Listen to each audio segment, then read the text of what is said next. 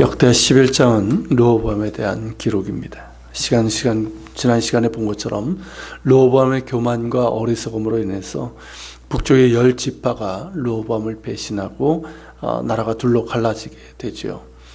이후 르호보암은 유다와 베냐민 족속에서 군대 18만 명을 모아서 북이스라엘을 치고 둘로 갈라진 나라를 자신에게로 회복시키려고 했습니다. 그런데 그때 하나님의 말씀이 하나님의 사람 스마야에게 임하였는데, 그가 르호보암과 유다와 베냐민에 속한 유다 사람들에게 전한 메시지는 북이스라엘을 치러 올라가지 말 것이고 너희 형제와 싸우지 말고 각자 집으로 돌아가라 라는 것이었습니다. 그 이유는 이 일이 하나님으로부터 말미암아 난 것이기 때문입니다. 열왕기상 11장에 보면 솔로몬의 통치 후반에 그가 이제 많은 아내와 첩들로 인해서 그의 마음이 하나님을 떠나 우상들을 섬기게 됩니다. 하나님께서 이제 여러 번 돌이킬 것을 명령하셨지만 솔로몬은 그 명령에 따르지 않았습니다. 결국 솔로몬이 하나님과 맺은 언약을 어기고 그 명령을 따르지 않음으로 인해서 그의 나라를 빼앗아서 그의 신하에게 줄 것이라 말씀하셨습니다. 즉 솔로몬이 죽고 난 후 그의 나라가 둘로 나뉘게 된 것은 솔로몬의 죄악과 불순종으로 인한 것입니다.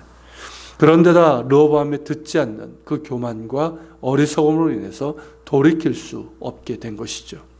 바로 그것을 전한 겁니다. 그렇다면 스마야를 통해서 선포된 하나님의 메시지에 대해서 르호보암은 어떻게 반응해야 되는 걸까요? 본문을 보면 스마야가 전한 말을 듣고 전쟁을 중지하고 돌아간 것으로 나옵니다. 언뜻 보면 순종한 것 같지만 온전한 순종이 아니었습니다. 나라가 둘로 갈라진 것이 하나님을 버리고 우상을 숭배한 죄로 인함임을 알았다면 당연히 보여야 할 반응은 회개이고 모든 우상을 버리고 하나님께로 돌이키는 것이 되어야 합니다. 그러나 르호보암은 그렇게 하지 않았습니다. 본문에는 그 이유가 나오지 않지만 짐작컨대 선지자를 통해서 선포되는 하나님의 말씀을 듣고 겁이 났을 겁니다.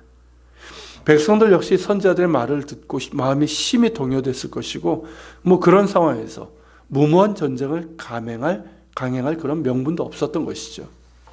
그러므로 르호보암의 행동은 순종이 아니었습니다. 전쟁 계획을 중지한 후에 그가 한 일을 보면 알 수 있습니다. 우선 르호보암이 한 일이 뭡니까? 유다 땅을 방비하는 성읍들을 건축하죠. 곳곳에 견고한 성읍들을 짓고 거기에 지휘관을 두고 전쟁을 대비해서 무기를 배치하고 식량을 비축해 두었습니다. 두려웠던 것이죠. 또 그런 상황에서 회개함으로 돌이켜서 하나님을 의지하고자 함이 아니라 자신의 힘과 군대를 의지하려고 했던 것입니다. 그의 행동은 온전한 순종과는 거리가 멀었습니다. 그런 가운데 북이스라엘에 있던 제사장들과 레위 사람들이 르호보암에게로 돌아오는 일이 벌어졌습니다. 그렇게 된 이유는 북이스라엘의 왕이 된 여로보암의 악행 때문이었습니다. 여로보암은 북쪽 10지파의 왕이 되었지만 정치적인 중앙 권력을 장악하기 위해서 단과 베델에 성소를 짓고 거기에서 예배할 것을 명령을 했습니다. 그 이유는 예루살렘에 있는 성전으로 백성들이 가지 못하도록 하기 위해서였죠. 이스라엘의 모든 사람들은 유월절, 칠칠절, 초막절 등 3대 절기에는 예루살렘 성전으로 올라가서 하나님을 배워야 하는 이 율법에 따라 절기 때마다 예루살렘에 가야 했습니다. 여로보암은 이것을 자신의 권력의 공백이자 위협으로 보았습니다. 자신에게 주신 하나님의 말씀이 있음에도 불구하고 오로지 자신의 권력에만 관심이 있었습니다. 그 결과 북왕국의 북단과 남쪽에 예루살렘을 대신할 건물을 짓고 언약궤가 없기에 금송아지를 만들어 그것이 하나님의 성소라 하고 백성들로 하여금 거기에서 예배하라고 한 것이죠. 거룩하시고 살아계신 하나님을 한낱 짐승의 형상으로 만든 것이고 자신의 백성들을 우상 숭배 범죄로 몰고 간 것입니다. 그런데다 곳곳에 산당을 짓고 레위 지파가 아닌 다른 지파 사람들로 제사장을 세워서 우상을 숭배하도록 했습니다. 이렇게 여로보암이 하나님의 말씀을 완전히 무시하고 우상 숭배 범죄를 자행했던 것이고, 이로 인해서 북왕국에 있던 제사장들과 레위인들이 그리고 일부 백성들이 탈출해서 남유다로 온 것입니다. 이들은 16절에서 말하고 있는 것처럼 이스라엘 모든 지파 중에 마음을 굳게 하여 이스라엘의 하나님 여호와를 찾는 자들이었습니다. 그리고 이들을 통해 예루살렘 성전에서는 온전한 예배가 드려졌습니다. 그리고 르호보암의 나라는 강성하게 되었습니다. 예배를 통한 축복이 임했던 것이죠. 그런데 문제는 이렇게 선해 보이는 것들이 3년 동안만 지속되었다는 것입니다. 17절 기록처럼 3년 동안만 다윗과 솔로몬의 길로 행했습니다. 즉 하나님을 온전히 예배하며 순종하던 그 길로 갔던 겁니다. 3년 동안만 말입니다. 그 이후에 르호보암의 행적은 어땠을까요? 또다시 예전의 모습입니다. 자신이 강성해진 것으로 인해서 교만해져서 여로보암과 같은 죄악의 길로 가게 됩니다. 그에 대해서는 다음 장에서 이제 나오게 되는데 참으로 어리석고 미련한 자입니다. 하나님께서 스마엘을 통해서 말씀하신 것도 그렇고 또 북왕국의 제사장들과 레위인들 곧 마음을 굳게 하여 이스라엘 하나님 여호와를 찾는 자들이 그에게 돌아온 것 등은 하나님께서 그에게 베푸신 긍휼이고 또 돌이킬 수 있는 기회였습니다.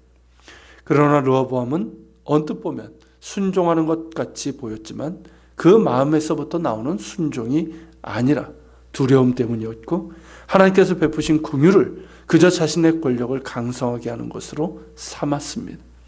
참으로 어리석고 미련한 자입니다. 하나님께서 범죄한 자들에게 긍휼을 베푸신 이유는 돌아오라는 기회를 주시는 것입니다. 비록 범죄하여 하나님의 진노를 샀을지라도 회개하여 돌이키는 자는 용서하시고 그 넓은 품에 안아주십니다. 그런 까닭에 늘 돌이킬 것을 말씀하시는 것이고 순종할 것을 명령하시는 것입니다.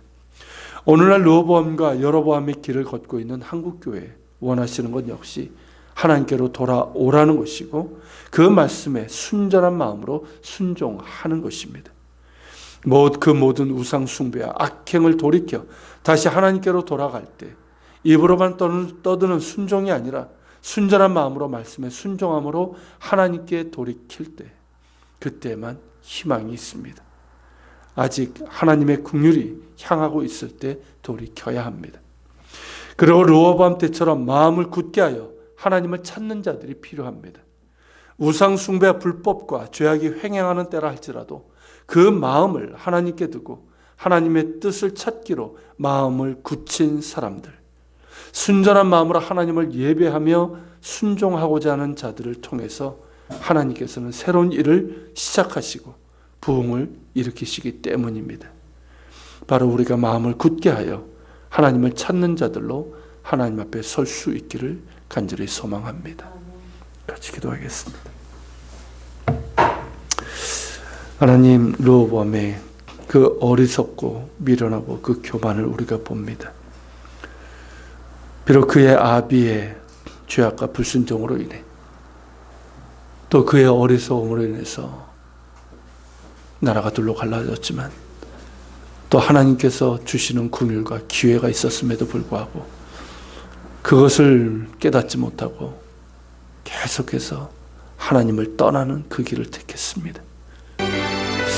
하나님, 우리가 아버지 그런 어리석음 가운데 있사오니 그 어리석음을 버리게 하여 주시고 특별히 한국교회가 그 하나님 우상 숭배와 그 악행에서 돌이켜 하나님께로 돌아가게 하시고 특별히 하나님 마음을 굳게 하여 하나님을 찾는 자들, 하나님 그런 사람들이 하나님 곳곳마다 세워지게 하시고 하나님 그런 자들을 통해서 하나님께서 다시금 한국교회와 이 땅을 회복시켜 주시고 당신의 뜻을 이루어 주시길 원합니다. 우리가 그런 사람들도 서게 하여 주시옵소서. 우리 기도하며 주님 앞에 나아갑시다.